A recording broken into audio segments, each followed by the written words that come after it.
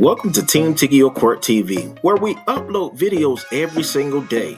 So make sure you subscribe to our channel, like our videos, and share our videos. Your Honor, we're present in State of Ohio versus Bridget Buckley on case number 25 CR 00008. We are here today for purposes of sentencing, and the defendant is in court represented by counsel.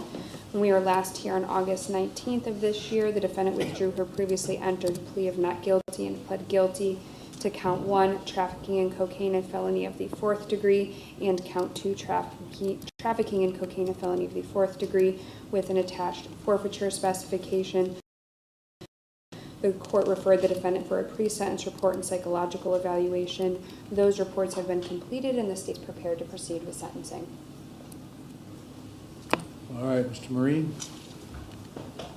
Thank you, Judge, and may it please the court. Judge, I've had an opportunity to review the pre-sentence report, the mental health evaluation. In so many ways, they mirror the sentencing memorandum, which I filed with the court. And I don't want to reiterate the entirety of those, but I think in pertinent point, Judge, and you appreciate, Miss Gonzalez was previously Buckley, now recently Gonzalez, 21 years old. I don't say any of this to embarrass her, but she's had an incredibly difficult upbringing.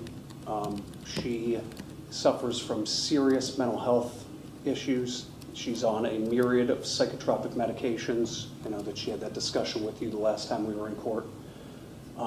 She, throughout her youth, experienced physical, emotional, sexual abuse.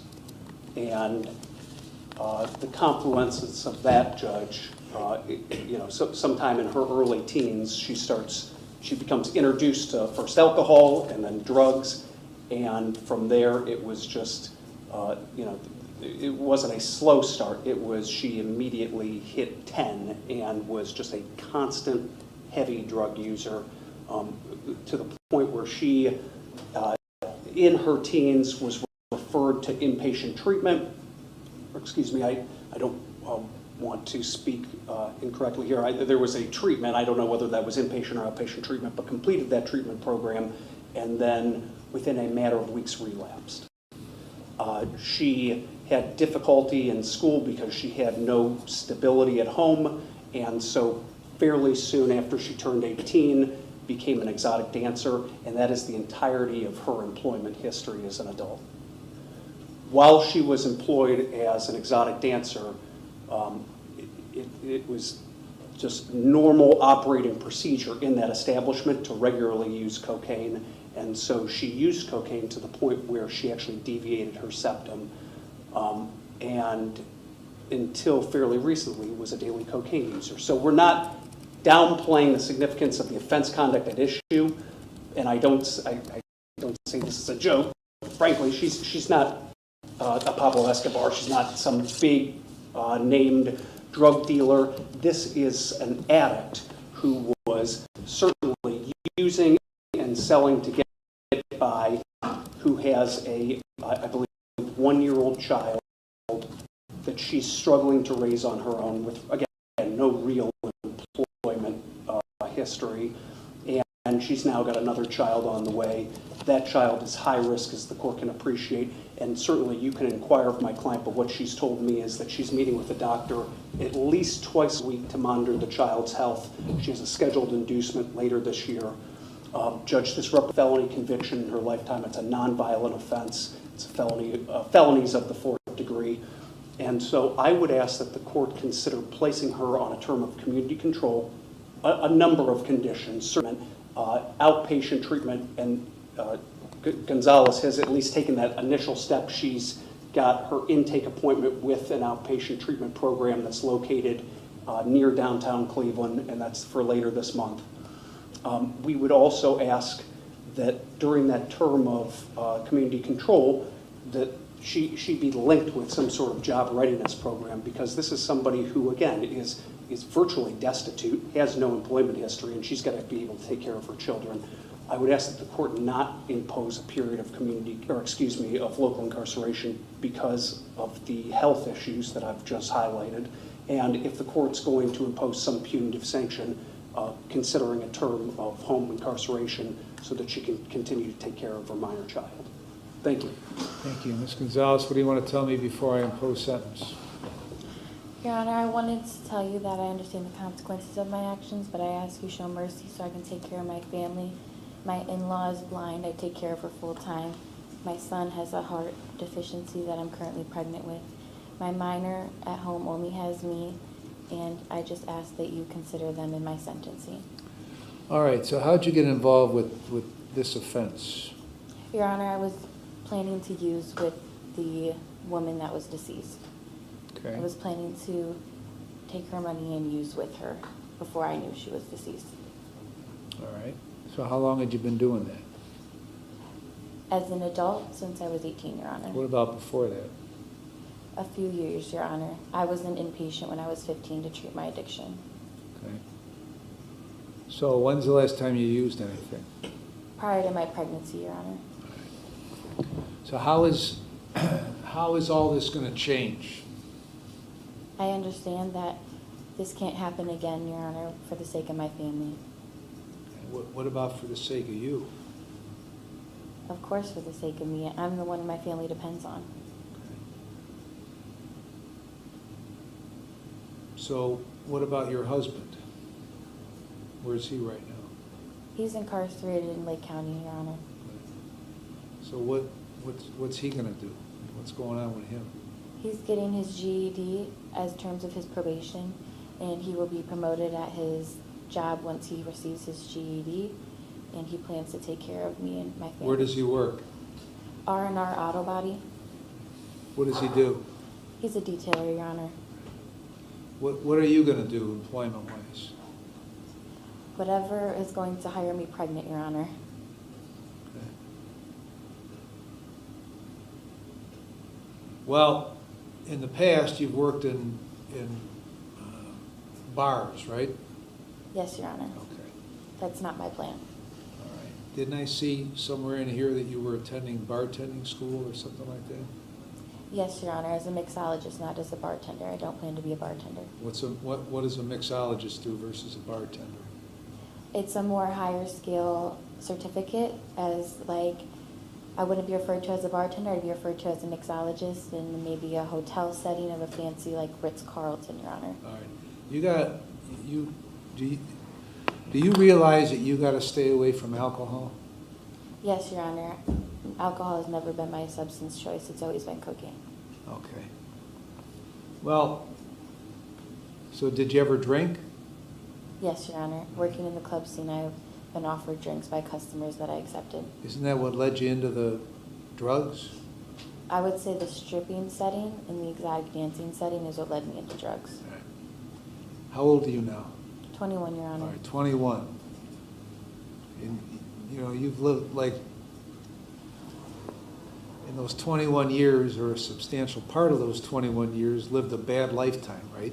I would agree, Your Honor. All right.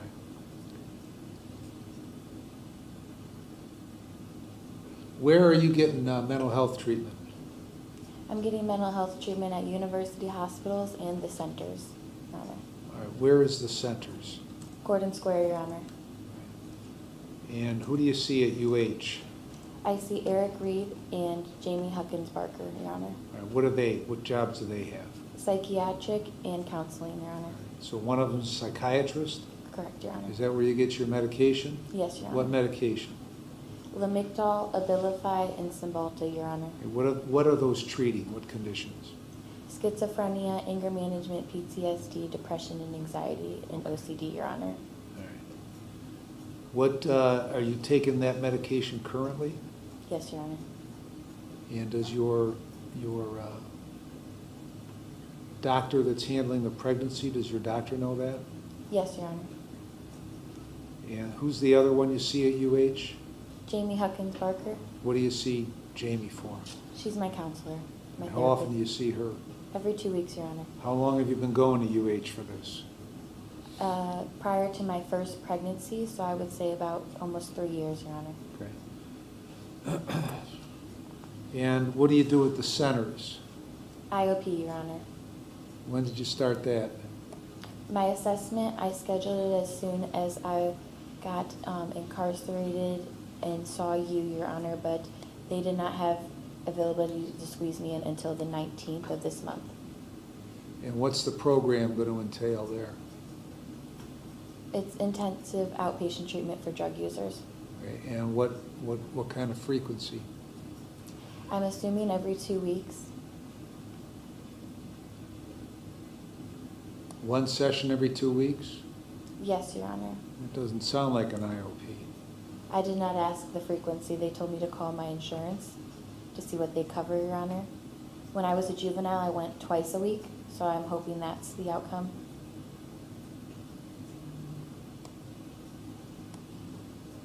All right, so were you using the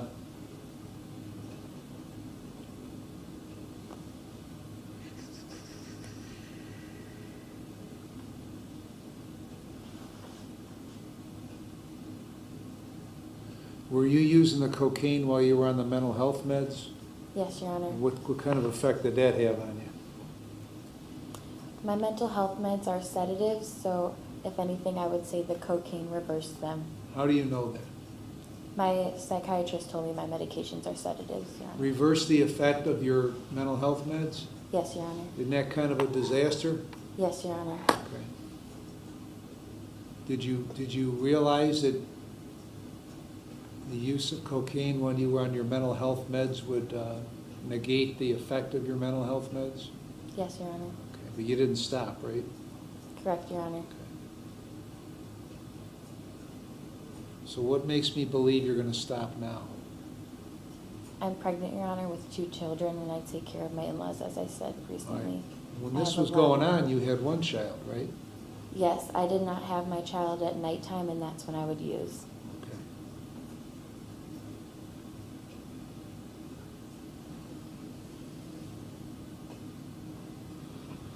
All right, anything else you want to say? No, thank you, Your Honor. All right, Ms. Alessi? Thank you, Your Honor. The state is recommending community control sanctions. In this case, we would ask for a period of local incarceration, including jail treatment program. The defendant does have a criminal history, which includes receiving stolen property as a juvenile, where she was ordered to obtain a drug and alcohol assessment, mental health assessment, and follow those recommendations. But more importantly, as an adult, in 2023, she was convicted of carrying concealed weapons and possession of drugs. Those were both reduced from felonies, and in that case, she was ordered to also obtain a substance abuse evaluation and aftercare. Despite that offense, she reoffended, committing a similar offense here. At least on both occasions, we can say she was using or possessing drugs and was in a car with a firearm. So despite that previous conviction and attempt at rehabilitation, it was unsuccessful because she did it again. This is a serious offense, and for that there needs to be consequences. And even though, I know she asked this court to show mercy because of her child and family obligations, I think it's unfair of her to ask this court that because she wasn't thinking of her child and her family when she committed these offenses. So we do feel a period of local incarceration is appropriate. She has credit for 2 days. Thank you.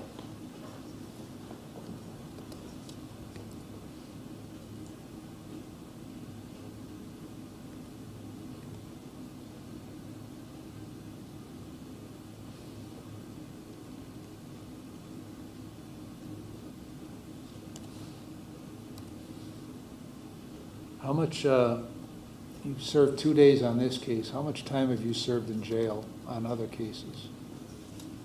1 day, Your Honor. Where was that? Menor Municipal. I was overnight there, Your Honor. On any other cases, have you spent time in jail? No, Your Honor. What about when you were a juvenile in detention? No, Your Honor. Okay. All right, have a seat.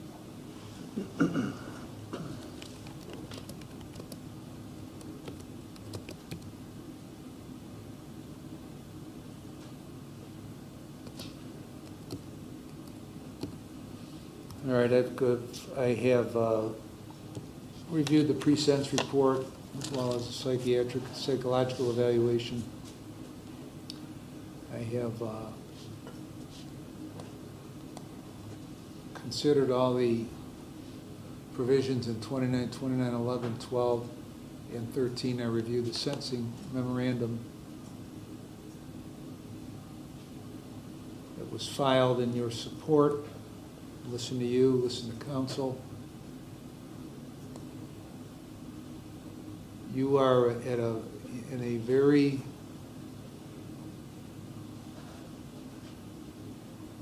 precarious situation right now. You've done a lot of damage to yourself over the years with the drugs and with your lifestyle.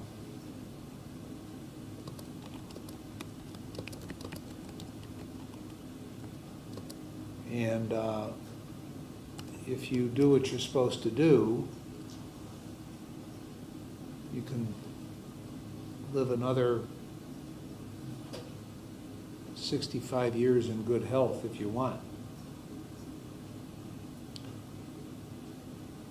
You have been either unable or unwilling to stop in the past. Could be either one of those, it could be a combination of both. But it's plainly obvious to me that if you don't, if you get back to this, you're not going to last. Now, how you managed to avoid the fentanyl poison through all your use while this was going on is beyond me, because most people don't escape that. But the bottom line is you got to figure out how you're going to live. Because if you don't, you're going to die. I'm going to place you on community control for 4 years. For the time being, you're going to serve 2 days in jail with credit for 2. You're going to have no drugs or alcohol, and you'll be screened. You're going to complete the IOP program, whatever it is. And my guess is it's a lot more than once or twice a week. You're going to follow all those recommendations. You're going to continue your mental health treatment at UH. You're going to comply and follow all those recommendations.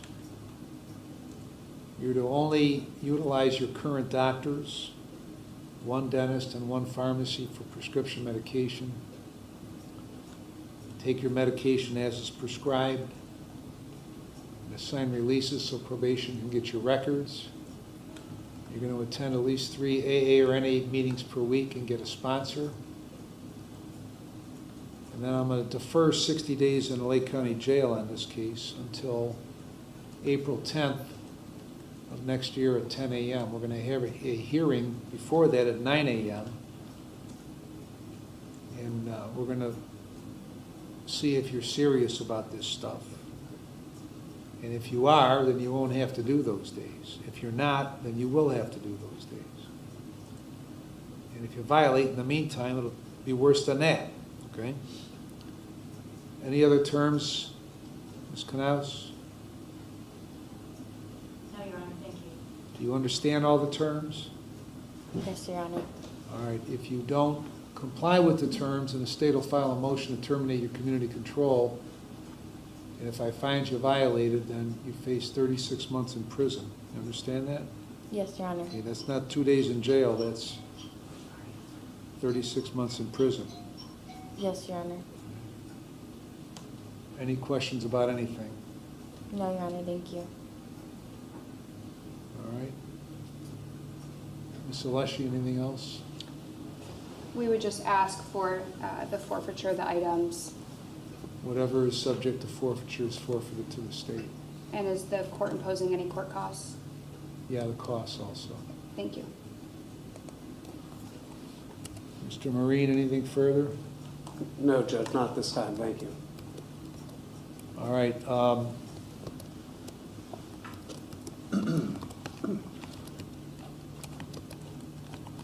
As I said, you're in a very pivotal spot in your life.